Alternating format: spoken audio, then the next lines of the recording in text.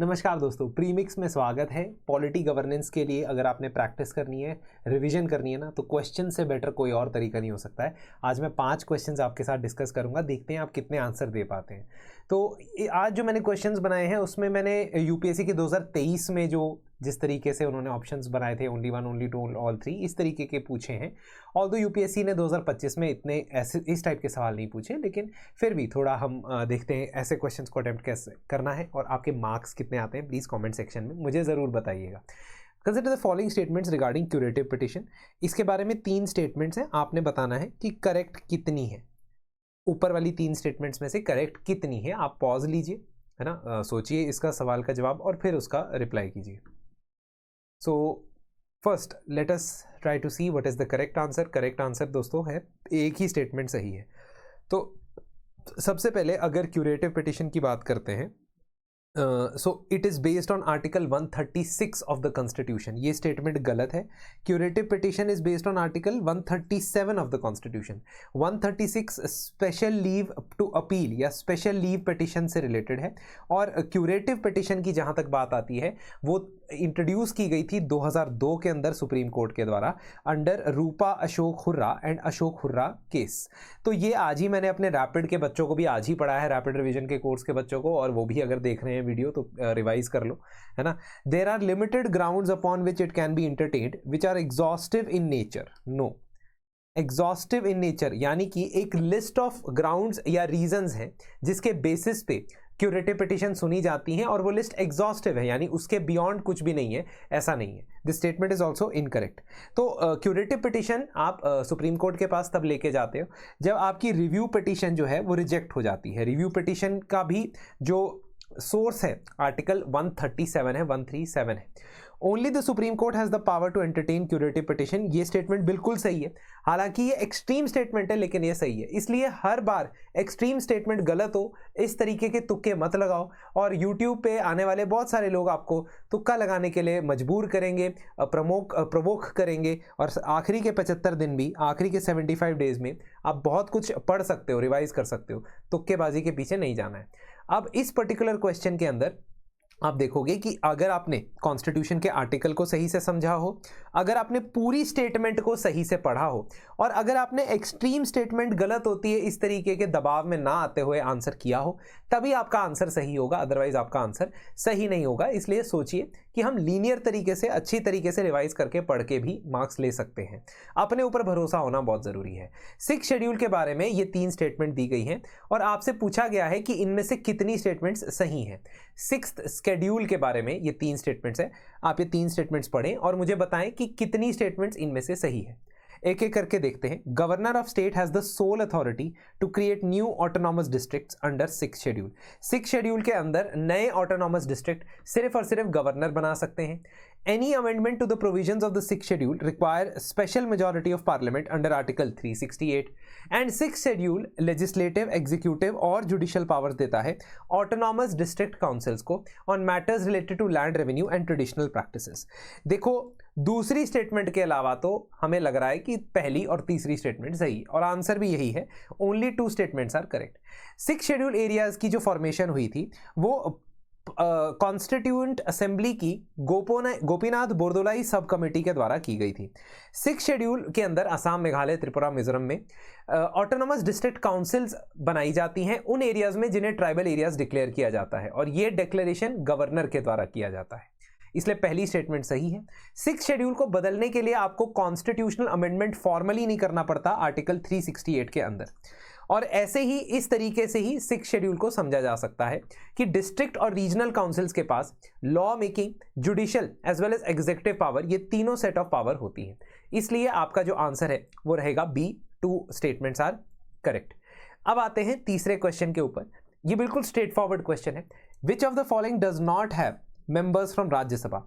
ये parliamentary committees हैं, इनमें से कौन सी पार्लियामेंट्री कमेटी में राज्यसभा का कोई मेंबर नहीं होता है? Public accounts committee, committee on public sector undertakings, estimates committee, या committee on welfare of schedule caste and schedule tribe. तो इसका सही जवाब है C, estimates committee. Estimates committee में 31 मेंबर्स होते हैं, और वो सारे के सारे मेंबर्स जो होते हैं वो लोकसभा के होते हैं। ठीक है, all the members are from Lok Sabha. तो एस्टिमेट्स कमेटी एक लौती ऐसी कमेटी है जिसमें राज्यसभा का कोई मेंबर नहीं होता है। सॉरी 31 नहीं, 30 मेंबर्स होते हैं, गलती से मैंने 31 बोला, 30 मेंबर्स होते हैं कमेटी। और जो पहली कमेटी है पब्लिक अकाउंट्स कमेटी, उसमें 22 मेंबर्स होते हैं, 15 from Lok Sabha and 7 from Rajya Sabha. और मेंबर्स इलेक्ट किए जाते हैं हर एक हाउस में प्रोपोर्शनल रिप्रेजेंटेशन से। रिसेंटली मैंने रैपिड रिवीजन कोर्स के अंदर कमिटीज को भी टेबुलर फॉर्म में डिस्कस किया है ताकि प्रीलिम से पहले आप उसको फटाफट रिवाइज कर सके। जो पब्लिक सेक्टर अंडरटेकिंग्स की कमेटी थी वो 1964 में बनाई गई कृष्णा मेनन कमेटी के रिकमेंडेशंस के बेसिस पे। ये कमेटी खेलते रहते हैं। देखो 15 मेंबर्स इसमें भी होते हैं, 10 from Lok Sabha and 5 from Rajya Sabha जब ये ओरिजिनेट हुई थी। लेकिन इसमें भी वही सेम फॉर्मूला लगा दिया गया जो पब्लिक अकाउंट्स कमेटी में था, 22, that is 15 + 7। Committee on welfare of schedule caste and schedule tribes is a joint committee of both Lok Sabha and Rajya Sabha. इसमें 30 मेंबर होते हैं, 20 लोकसभा से आते हैं, 10 राज्यसभा से आते हैं। एस्टिमेट्स कमेटी है जो पहले बनी थी जब, तो उसमें 25 मेंबर थे, फिर 30 मेंबर थे, लेकिन ये सिर्फ और सिर्फ लोकसभा के अंदर रहती है, राज्यसभा की इसकी कोई रिप्रेजेंटेशन नहीं है। So this is a very very interesting, very good question.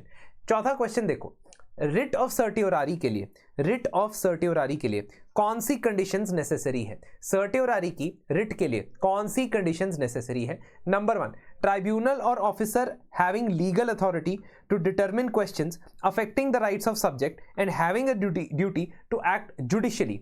तो एक ऐसा सिचुएशन होना चाहिए जिसमें जो भी व्यक्ति है, चाहे वो एडमिनिस्ट्रेटिव ऑफिसर ही क्यों ना हो, चाहे वो ट्राइब्यूनल मेंबर या जज क्यों ना हो, उसके पास कोई जुडिशियल एक्शन लेने की पावर होनी चाहिए, तभी सर्टियोरारी की रिट इशू हो सकती है। बिल्कुल सही बात है, बिल्कुल करेक्ट है।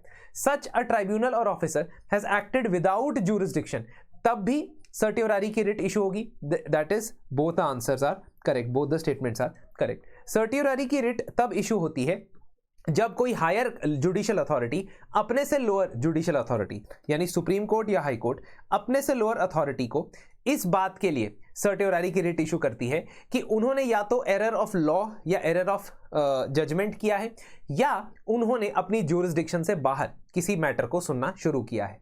अब इस पर्टिकुलर कॉन्टेक्स्ट में सर्टियोरारी की जो रिट है वो जुडिशियल अथॉरिटीज, ट्राइब्यूनल्स यानी कि क्वाजी जुडिशियल अथॉरिटीज और administrative authorities working in judicial context, इन तीनों के ऊपर अप्लाई की जा सकती है, लागू की जा सकती है।